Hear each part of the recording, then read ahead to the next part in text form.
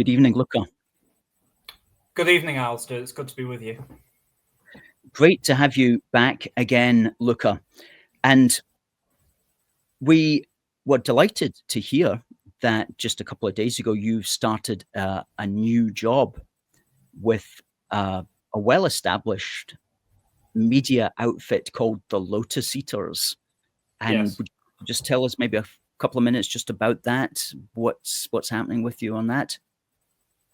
No, yeah, sure. Okay. Well, I mean, I've been a fan of the Lotus Eaters ever since they, first came about, and a fan of Carl Benjamin, the media company's founder, as he was known traditionally back in the day, when I was watching his anti-feminist videos in my college years at Sargon of Akkad on his YouTube channel. And it's just a tremendous privilege to now go there to the office, and it's been my first week this week, and they're all incredibly erudite thinkers and intellectuals, and yeah, to be there with them is a tremendous privilege, and I'm looking forward to contributing in my own way too.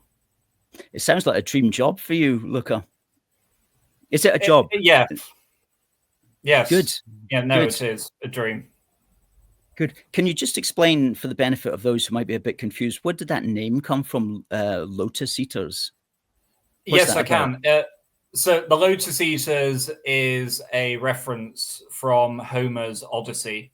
It's in fact one of the first islands that they visit in the Odyssey, and Odysseus and his crew get off at this isle on the way back from the Trojan Wars, and it's an island inhabited by these people who eat the lotus flower, and it's just such a peaceful, happy, prosperous place that fundamentally the crew don't want to leave it, because and that is very well founded, because all of the crew minus Odysseus end up dying. So it's it's a reference to the Odyssey, and it's really just evocative of the type of atmosphere where that Carl and the rest of the crew are trying to create, a place where you can come and seek contemplation, and which can offer some guidance against the storms and tribulations, I suppose, that we no doubt have to get back on the ship later and endure. And aren't there so many in our modern times? Great. Well, thank you for that explanation. I had been puzzling over it, but not up on my Greek. Is it Greek literature? Yes. As much as you. Paul Hadlow kicks in here. He says the Lotus Eaters was a group who had a 1983 hit with The First Picture of You.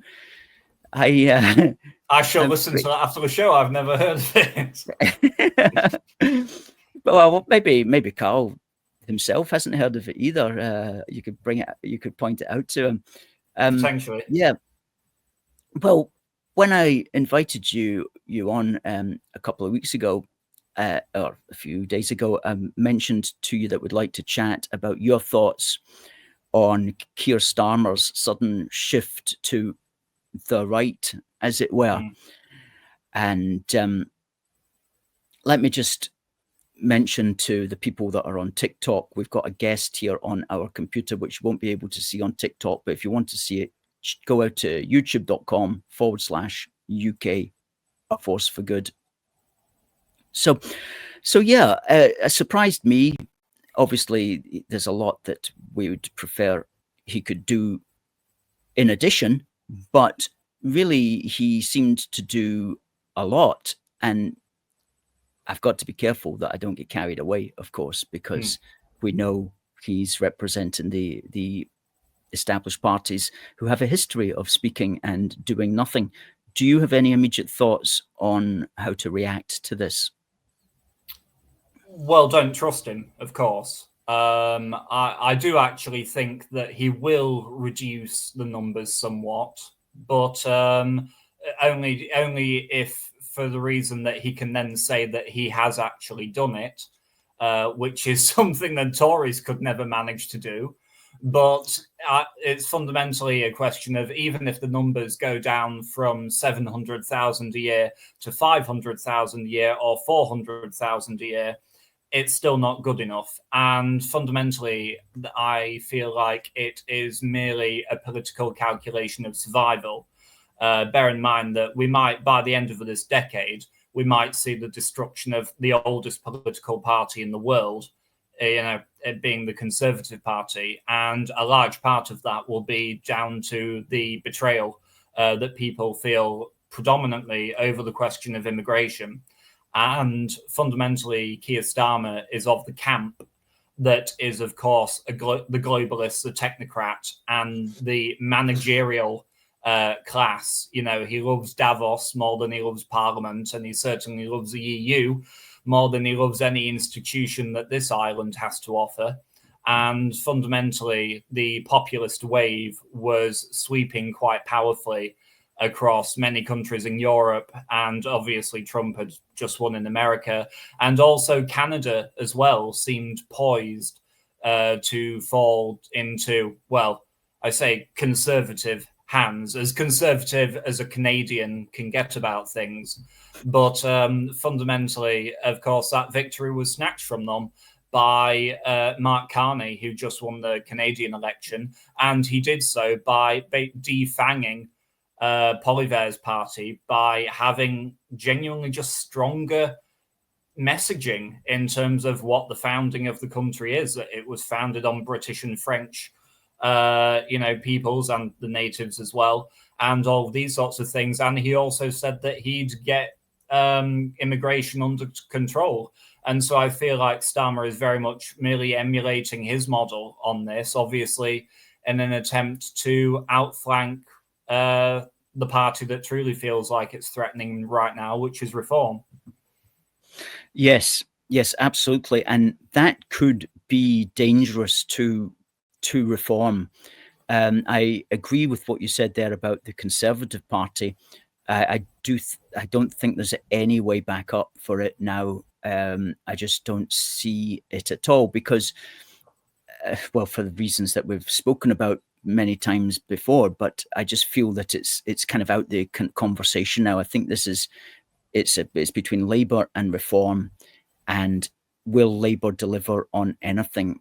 And they can confuse people as well. They can say, yes, we got net migration down, but that doesn't mean that necessarily gross immigration is coming down. Like, net is numbers in minus numbers out.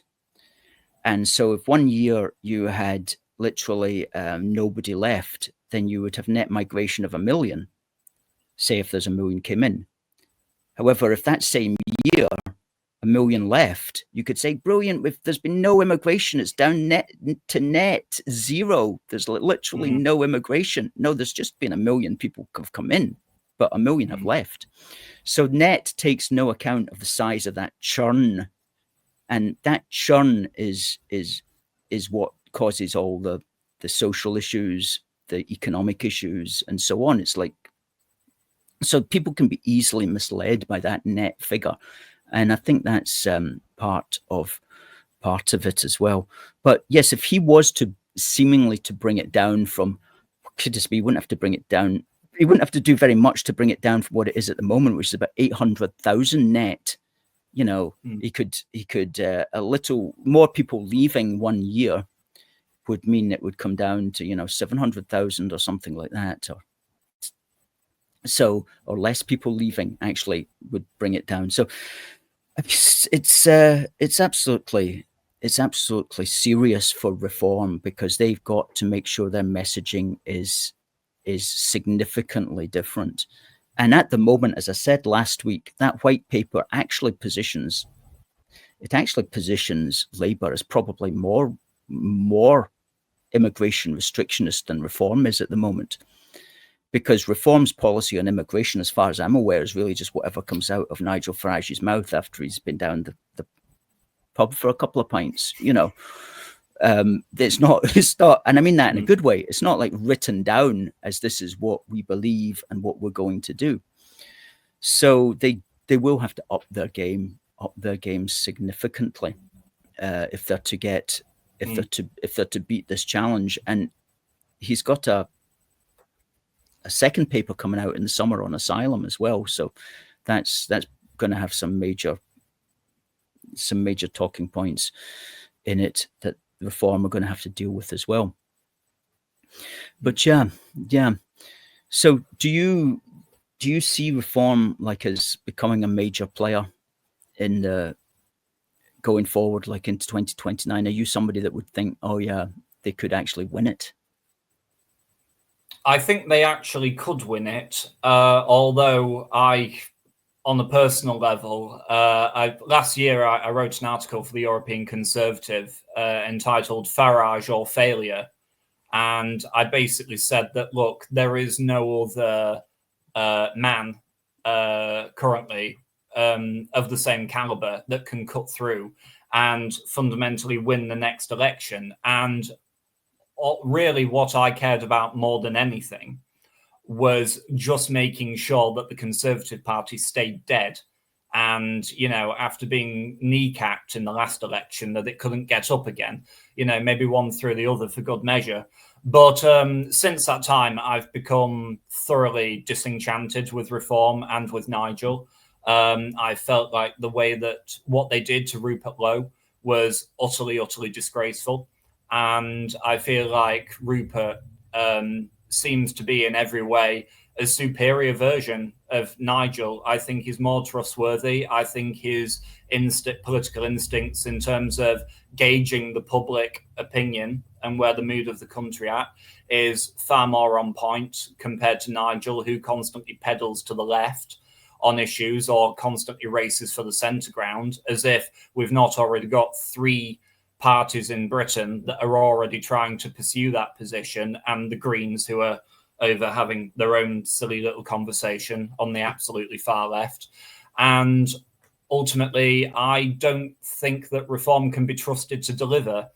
And from a personal point of view, I don't want to waste the next 4 years pushing a boulder up excruciatingly up to the top of the hill, only to find that it was the wrong one again, and we've been fooled all over again. So yes, I do think that Reform can win it, but I feel like it is not a done deal, and it depends upon various factors in terms of what Reform's messaging is, what blunders it makes in the meantime, and also based on the blunders that its rival parties make ultimately. Yeah. That's right. I mean, would you agree with me, though, that it's like the only game in town at the moment, in the sense that there's between now and 2029, nothing else is going to come along which is somehow going to reach more people and have as broad an appeal as well? Because I hear what you're saying about Nigel often tacking towards the centre, but it is politics, and he knows that that's where a lot of normal votes are. I mean, a lot of people who see things deeply, such as you and I and so on, we are kind of unusual in that sense. Most people are really just looking for something reassuringly centrist to vote for. And Nigel has been able to play that card fairly well, I think. Having said that, he does need to deliver on the more serious elements, and will he have the nerve to do that? That's the question. Well, I'm not entirely of the opinion that if Reform were to win the next election, that nothing would improve, that nothing would get better. For a start, of course, we would basically see the total death of net zero, which would purely be an unbridled good. And also beyond that, of course, we'd see the eradication of all diversity, equity, and inclusion throughout, hopefully, at least all of public institutions, and then the private sector will just follow. In fact, the private sector, in many ways, certainly in America, was already leading the way on getting rid of all of that gunk from the system beforehand. And I feel like that will, in not having that institutional oppression put on the native people, it will at least strengthen our hands, and we'll be able to actually be in the institutions again in some meaningful way that will be more sympathetic to a patriotic ideology, I suppose you could say. But I don't. They won't go far enough. They won't go far enough, and I wouldn't be worried about that were it not for the fact that I feel like we, even if Nigel had was prime minister for 5 years and then decided he wasn't going to run again in the election after in 2034, ultimately, because of the structure of the party, he will choose his own successor. The successor will not be chosen from the actual people who supported him and made him prime minister in the first place through the ballot. And so I feel like it will become a system very much akin to the Tory party, in which you are given the illusion of a choice and the illusion of direction, but really it's beyond your control.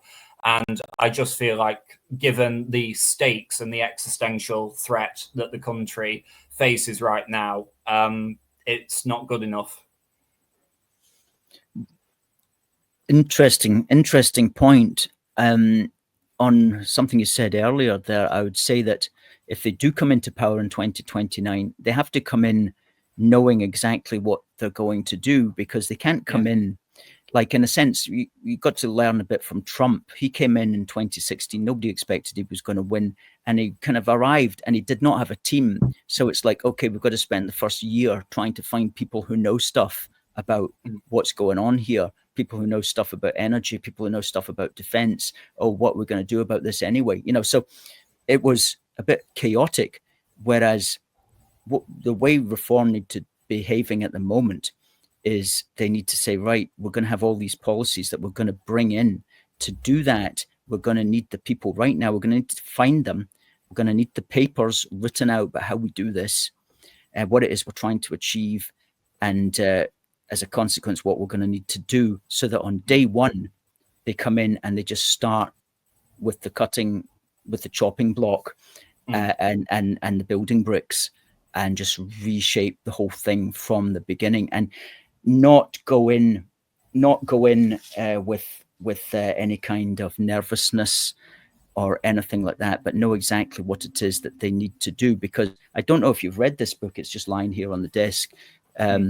10 Years to Save the West. Ignore this ridiculous clickbait title. She has literally nothing to say about saving the West. But what she does talk about is her problems that she faced with the blob, which were totally insurmountable.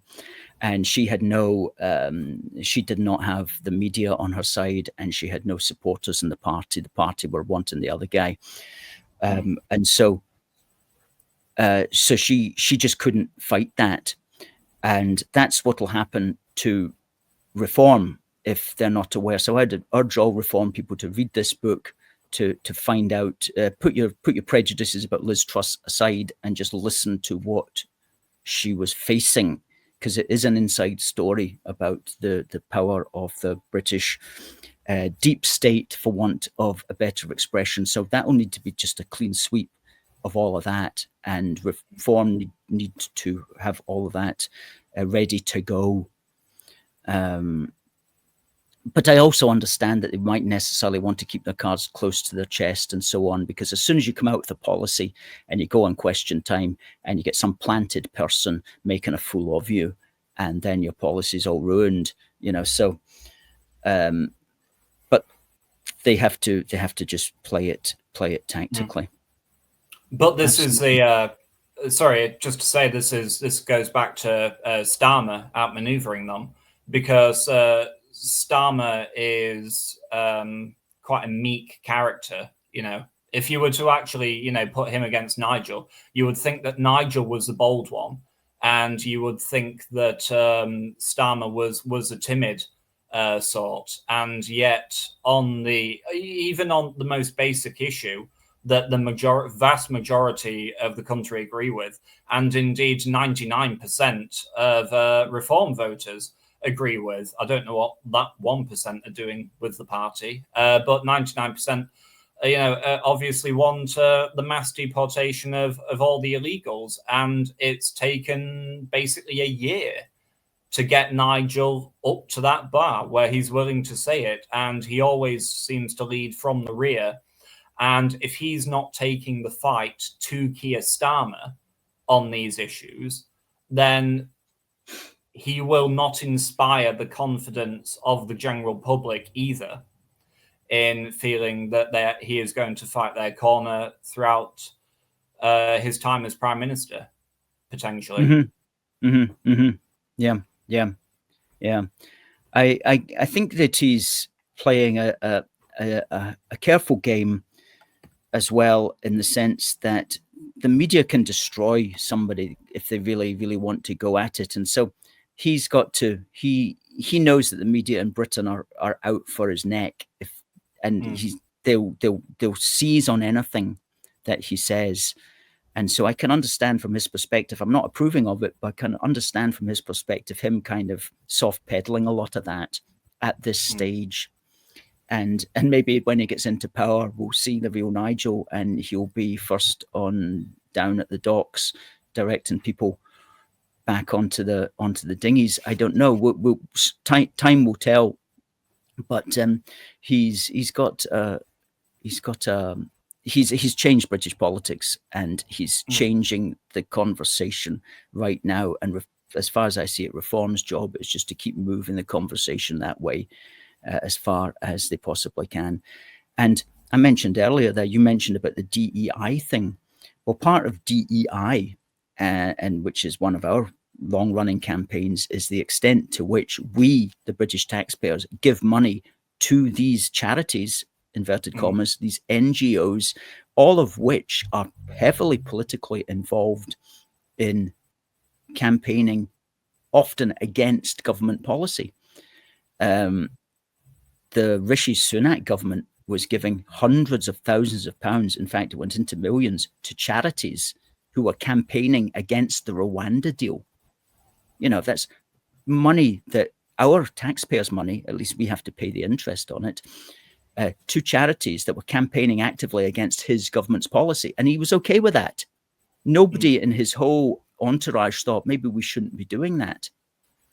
So what I'm saying to Reform, if they're listening, especially here in Scotland, is if you get people into Holyrood next year, which you probably will, make sure you're looking at the books and campaigning against giving these charities and these NGOs any kind of money now. And we're taking notes, at least I'm taking notes, of all the people who are at this anti-reform meeting on the 31st in Glasgow, names and their organizations. And the Reform people, as soon as they get into Holyrood, they should be kicking up a fuss to get these organizations defunded of our taxpayers' money. Like, you have to be aggressive about this, and so you need fighters. You don't need just like gentle people. Really, this is a battle, as you know, for our existence as a nation and as largely as a people as well. And we cannot be paying money to those who wish to destroy us. Well, I trust in the Scottish spirit. The Scottish have long been formidable fighters who've always punched above their weight. And I believe that we're obviously stronger together. But even though, first and foremost, I'll always be an Englishman and I'll always love England the most. It's just the way it is. But I do think that it's actually, despite in contradiction to everything that I've said, I do think it is quite vital that Reform gain a major footing in Holyrood, because Scotland in particular has politically just gone to the dogs and is in the need of a major realignment. And Reform, certainly in Scotland, are the best tools by which to do that. Yeah. Oh, well, absolutely. And the establishment is completely panicking about this, completely panicking. Just before we wind up, we've got a really good photograph of you here. And you can just talk a bit about what's going on in this photograph. Where's that? That's you on the left-hand side there. Yeah, this is in the Lotus Eaters, one of the studios. It's a wonderful studio that we do some of the great premium content that we've got there, like Bo's terrific Epochs, his history series, and many other ones. And this is me with the two other new presenters as well, the brilliant Stephen Wolfe and a gentleman that I've only really just come to know recently, Firas Modad, who is an absolutely exceptional geopolitical analyst. And so, yeah, I've started along with them, and we're also contributing to a team, and it's a wonderful atmosphere. Absolutely. Well, it looks a perfect wee studio, and you're dressed just to fit in with that studio as well, color coordinated with that studio. Yeah. Absolutely, all part of the plan.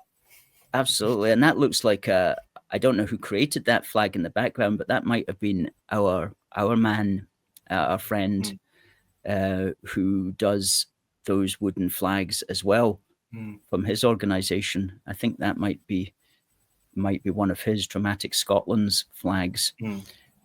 Excellent stuff. Okay, good. Well, we're looking at the top of the hour here. Is there anything you'd like to add before you head? How often are you on the Lotus Eaters then? Oh, well, I'm in the office every day, but I expect that I'll be on average appearing on the podcast about twice a week, though those won't be consistent days. It'll be as and when the schedule suits. So, but that's all fine. That's interesting. Do the Lotus Eaters have a program a day? Well, you can catch the podcast at 1 p.m. every day. Right. Either on YouTube. Streamed on the Lotus Eaters website on lotuseaters.com, and also on Rumble, where they have a channel as well. Right. Are they on YouTube? They are on YouTube. They just don't live stream the podcast on YouTube. All of the segments, from what we talk about in the day, will get put onto YouTube at a later date. So if you type in Lotus Eaters on YouTube, you'll be able to find a whole treasure hoard of content. Absolutely. I can vouch for that. Extremely good media outfit, which we need more of. I mean, we're trying to develop what we've got here at Force for Good as well, on our resources as well, and more people are looking for their news to groups like the Lotus Eaters, to A Force for Good, to this wonderful technology that we have that enables, that democratizes opinion in this way. And so well done for getting onto that. And people should follow you. If you're on X, please follow Luca at x.com/Luca_Johnston. And for those listening in the audio podcast, it's LUCA_Johnston, JOHNSON 96. Luca_Johnson 96. Excellent. Fantastic, Luca. Well, we look forward to speaking to you again. We've got a book out. We've got a book in progress at the moment. It's going to be on immigration control policies. It's going to be, I'm going to announce it now. It's going to be called Protect Our Country: Policies to Stop Mass Immigration. Volume 2 of a big book for the Union. And it's just going to be concentrated on policies, because we all know the arguments for and against, mainly against. So we're just looking at policies, serious policies, what needs to be done. And it's the sort of thing that Reform or you or anybody could take and just enact straight away. So we'll send you a copy. We'll send out the Lotus Eaters a copy of that when it gets published. Sure. Thank you. For you to have a look at. So good. Okay, Luca, thank you very much. Right. And all the best with your efforts. Good night. Thank you. Take care.